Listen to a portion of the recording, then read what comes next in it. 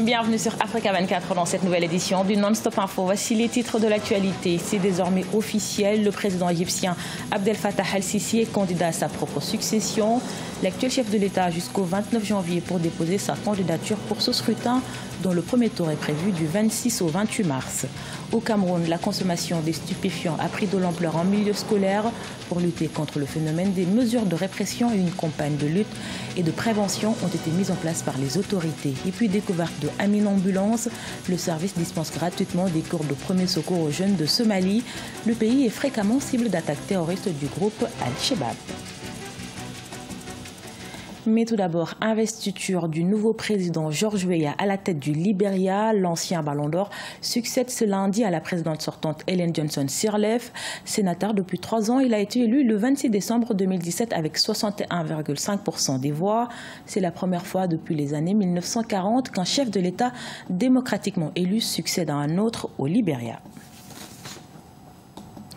Sans surprise, en Égypte, le président Abdel Fattah al-Sisi s'est déclaré candidat à sa propre succession. Élu à la tête du pays depuis 4 ans, l'actuel chef de l'État a jusqu'au 29 janvier pour déposer sa candidature pour ce scrutin, une présidentielle dont le premier tour est prévu du 26 au 28 mars. Ashley Duprat. C'est la fin d'un long suspense. Le maréchal Abdel Fattah al-Sisi, au pouvoir en Égypte depuis 2014, a officialisé sa candidature. Celui qui a fait tomber Mohamed Morsi en 2013 et qui a été élu avec 97% des voix se présente pour un second mandat. Je vous annonce en toute honnêteté et transparence et en espérant que vous l'accepterez, ma candidature pour le poste de président de la République. Une annonce sans surprise car depuis quelques semaines, des voix, notamment celles des députés, se font entendre pour que le président al-Sisi officialise sa candidature. Des semaines où plusieurs candidats, dont l'ancien Premier ministre Ahmed Shafik ou encore le colonel Ahmed Konsowa, ont annoncé leur candidature puis se sont finalement rétractés sans pour autant donner de raison. La candidature d'Abdel Fattah al-Sisi renforce chez certains observateurs le sentiment que cette élection à venir ne sera finalement que le théâtre de la réélection du maréchal al-Sisi. Sa candidature, c'est un non-enjeu en fait. Il n'y a pas d'enjeu puisque c'est une continuité dans ce qui se passe déjà depuis quelques années, depuis qu'il a été placé sur le trône égyptien. Et puis c'est une fausse élection puisqu'il sera forcément réélu. On sait que l'Égypte, depuis quelques années, a abandonné le processus démocratique. Même si le scrutin présidentiel à venir est jugé perdu d'avance par l'opposition, certains candidats n'en démordent pas, à l'image de l'avocat de gauche Khaled Ali ou encore Mortada Mansour, le patron du club de football égyptien de Zamalek. Pour rappel, le premier tour de la présidentielle aura lieu du 26 au 28 mars. Les bilans divergent après la manifestation réprimée ce dimanche en République démocratique du Congo. Malgré son interdiction, le comité laïque a maintenu la marche. Il y aurait au moins 6 pertes en vies humaines et 65 blessés selon la MONUSCO, la mission des Nations Unies. 247 arrestations selon l'ACAJ, l'association congolaise pour l'accès à la justice. La police qui annonce l'ouverture d'une enquête évoque un bilan de 2 morts. À l'appel du comité laïque de coordination de l'Église catholique, les manifestations ont lieu contre le maintien au pouvoir du président Joseph Kabila, dont le second mandat a pris fin en décembre 2016.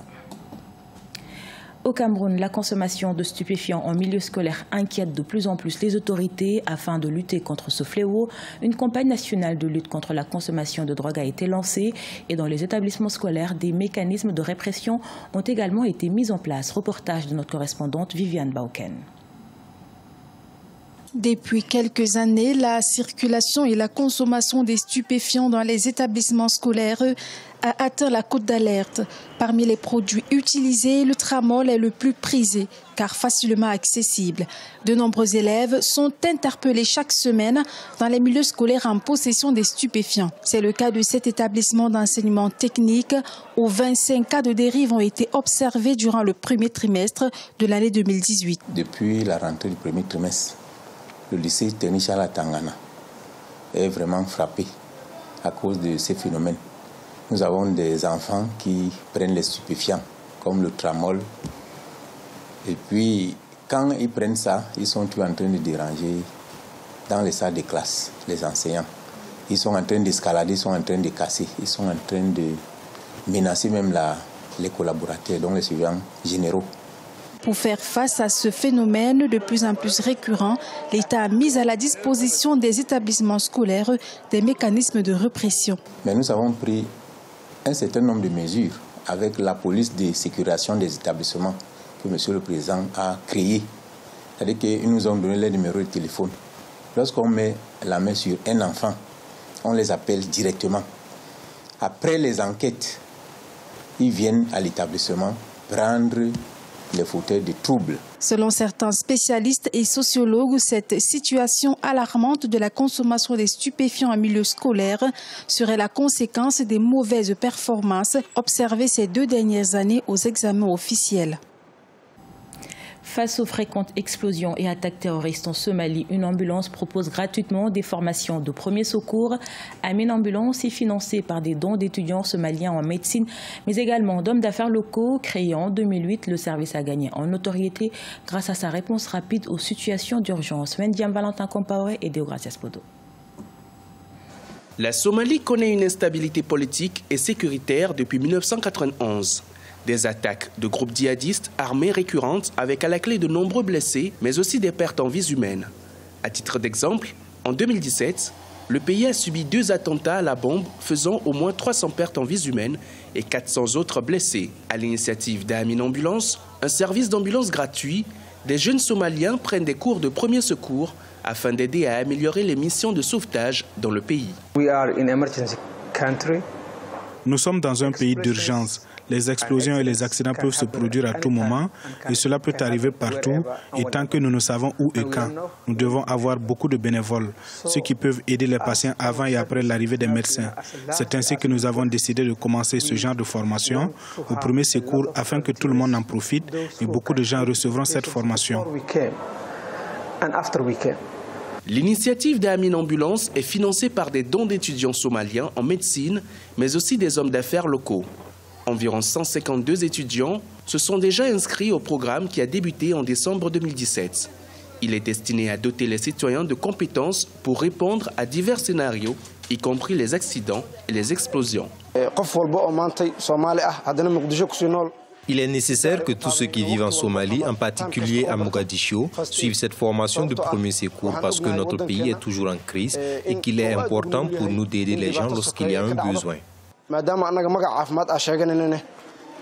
La raison pour laquelle je me suis inscrite à la formation de premier secours est que j'ai vu une fille brûler lors d'une explosion et je ne savais pas comment l'aider, alors j'ai décidé de prendre des cours pour apprendre. Le service d'Amin Ambulance a débuté en 2008 et a gagné en notoriété grâce à sa réponse rapide aux situations d'urgence, fournissant un soutien vital à Mogadiscio, la capitale somalienne, au fil des années. Les silences disco ou boîtes de nuit silencieuses sont de plus en plus populaires à Kampala, la capitale ougandaise. Il s'agit d'un nouveau concept où chacun a la possibilité d'écouter sa propre musique à l'aide d'un casque. D'abord objet de curiosité, les silences disco attirent de plus en plus d'adeptes. Découverte avec Deogracias Podo. À Kampala ou dans d'autres capitales du monde, on les appelle les silent disco ou discothèques silencieuses. S'il est vrai que boîtes de nuit et silence semblent être paradoxales, aujourd'hui c'est chose possible grâce à des casques audio sans fil. Il n'y aura qu'à choisir son canal pour avoir l'ambiance sonore souhaitée et accéder à la playlist proposée. Les amateurs de discothèques peuvent donc danser toute la nuit en silence. Il existe environ une dizaine de discothèques silencieuses à travers la capitale ougandaise. Nous avons commencé avec 150 casques, puis 500 de ce genre. Aujourd'hui, nous avons 800 casques. En fait, ce business fonctionne parce que si vous avez une certaine relation directe et personnelle avec l'origine de la musique, vous appréciez mieux. Il semble que lorsqu'une musique envahit votre cerveau, elle vous procure du plaisir. C'est ça la beauté de la discothèque silencieuse. Considérées comme une alternative originale aux habituelles virées en boîte de nuit, les soirées silencieuses rassemblent de plus en plus d'adeptes en Ouganda. 2 avantages sont mis en avant par les promoteurs de ces soirées. Aucun problème de voisinage à redouter et les participants ont la possibilité de choisir sur quelle musique ils veulent danser en ayant le choix entre les DJ qui mixent simultanément. Mais certaines critiques estiment que porter un casque dans une discothèque empêche les interactions sociales entre amis. Sur ce point, les avis sont partagés. Ici, tu peux vraiment prendre le contrôle de la musique. Quand tu viens avec tes amis, tu n'arrêtes pas de leur dire « passe à ci, passe à ça ». C'est très amusant.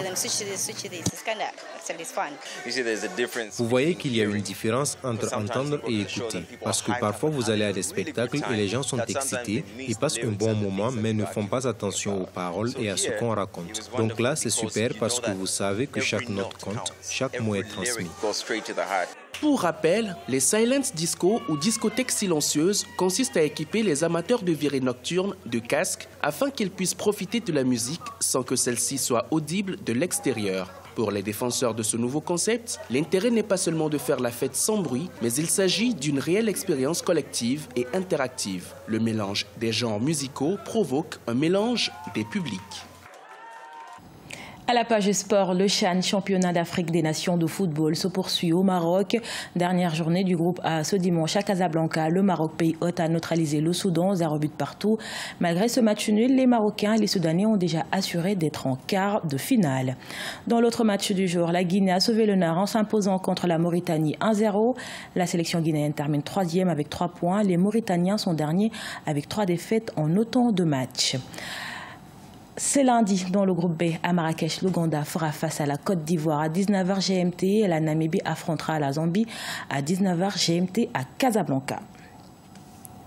Ce journal a été réalisé par l'ensemble de la rédaction. Merci pour votre fidélité. Dans un instant, une nouvelle édition de l'actualité sur Africa 24.